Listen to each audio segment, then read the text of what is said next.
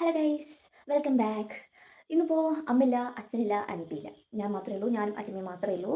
അപ്പോൾ ഇവിടെ അച്ഛൻ കാടമുട്ട മേടിച്ച് വെച്ചിട്ടുണ്ട്. അപ്പോൾ നമുക്കത് എന്താ ചെയ്യേണ്ടതെന്ന് ആലോചിച്ചപ്പോൾ എൻ്റെ മനസ്സിലാകെ ഓടി വന്നത് കാടമുട്ട ഫ്രൈ ആണ് ഗൈസ്. അപ്പോൾ അച്ഛൻ വരുമ്പോഴേക്കും അച്ഛനും അനിയത്തിയും കൂടിയിട്ട് വരുമ്പോഴേക്കും റെഡിയാക്കി വെക്കാൻ വേണ്ടി പറഞ്ഞിട്ടുണ്ട്. അപ്പോൾ എൻ്റെ ഇന്നത്തെ പണി അതാണ്. കാടമുട്ട ഫ്രൈ ഉണ്ടാക്കാൻ വേണ്ടിയിട്ട് നമ്മൾ കുറച്ച് വെള്ളത്തിൽ ഉപ്പൊക്കെ ഇട്ട് അതിൽ കാടമുട്ട ഇട്ട് വെച്ചിട്ട് പുഴുങ്ങിയെടുക്കണം. അതാണ് നമ്മളുടെ ആദ്യത്തെ ടാസ്ക്. കാടമുട്ട പുഴുങ്ങാനുള്ളത് നമുക്ക് അവിടെ വയ്ക്കാം. ഇനിയിപ്പോൾ അതിനുള്ള മസാല നമുക്ക് റെഡിയാക്കാം. ചട്ടി വെച്ചിട്ടുണ്ട്, ചട്ടി ചൂടായിട്ടുണ്ടെങ്കിൽ അതിലേക്ക് കുറച്ച് എണ്ണ ഒഴിച്ചെടുക്കാം. നമ്മുടെ എണ്ണ ചൂടായിട്ടുണ്ട്, അതിലേക്ക് കുറച്ച് കറിവേപ്പില ഇട്ട് കൊടുക്കാം.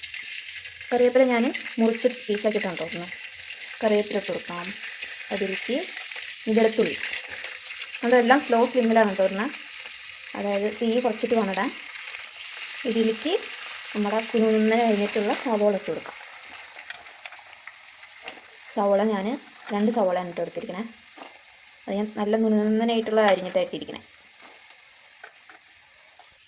അതിലേക്ക് ഇനി തക്കാളി ഞാൻ കുറച്ച് സ്ലൈസായിട്ടുണ്ടോ ഇട്ടിരിക്കണേ. ഇനി അതിലേക്ക് പച്ചമുളക് നുണനായിട്ടും നടു കയറിയിട്ടൊക്കെ ഇട്ടിട്ടുണ്ട്. ഇതിലേക്ക് നമുക്ക് മുളക് പൊടി ഇട്ട് കൊടുക്കാം കേട്ടോ.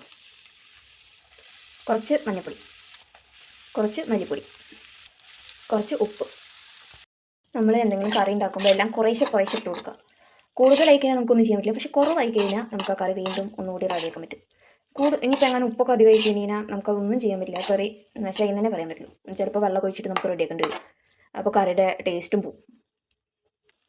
ഇതിപ്പോൾ നമ്മുടെ മസാലയൊക്കെ റെഡി ആയിട്ടുണ്ട്. ഞാൻ കുറച്ച് ചാറായിട്ടാണ് റെഡിയാക്കിയത്. എന്താണെന്ന് വെച്ച് കഴിഞ്ഞാൽ ചോറിൻ്റെ ഒപ്പം കഴിക്കാനും അല്ലെങ്കിൽ ചപ്പാത്തിയോ പത്തിരിയോ അങ്ങനെ എന്തെങ്കിലും കൂട്ടിയിട്ട് കഴിക്കാനാണ് വെച്ചാൽ ഇത് പെർഫെക്റ്റ് ആയിരിക്കും. അപ്പോൾ ഇനി ഇതിലേക്ക് നമ്മുടെ പുഴുങ്ങിയ മുട്ട ഞാൻ അപ്പോഴും തോലൊക്കെ പൊളിച്ച് വെച്ചിട്ടുണ്ട്, ഞാൻ ഇട്ട് കൊടുക്കാം.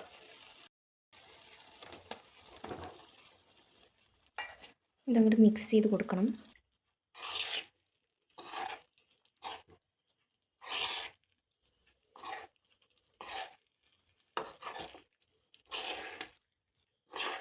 ഇത് ഒരു കുറച്ച് മിനിറ്റ് എന്ന് പറഞ്ഞു കഴിഞ്ഞാൽ എല്ലാം അങ്ങനെ കുറച്ച് എന്ന് പറയുകയാണ്. പിന്നെ അത് കുറച്ച് നേരം ഇത് ഓഫ് ചെയ്ത് വെച്ചിട്ട് കുറച്ച് നേരം അങ്ങനെ അടച്ച് വയ്ക്കുക, കുറച്ചൊന്ന് മസാലയൊക്കെ പിടിക്കാൻ വേണ്ടിയിട്ട്. അപ്പോൾ നമ്മുടെ വീഡിയോ ഇത്രയേ ഉള്ളൂ. നമ്മുടെ കറിയൊക്കെ സെറ്റായിട്ടുണ്ട്. അപ്പോൾ വീഡിയോ ഇഷ്ടപ്പെട്ട് കഴിഞ്ഞാൽ ലൈക്ക് ചെയ്യുക, സബ്സ്ക്രൈബ് ചെയ്യുക.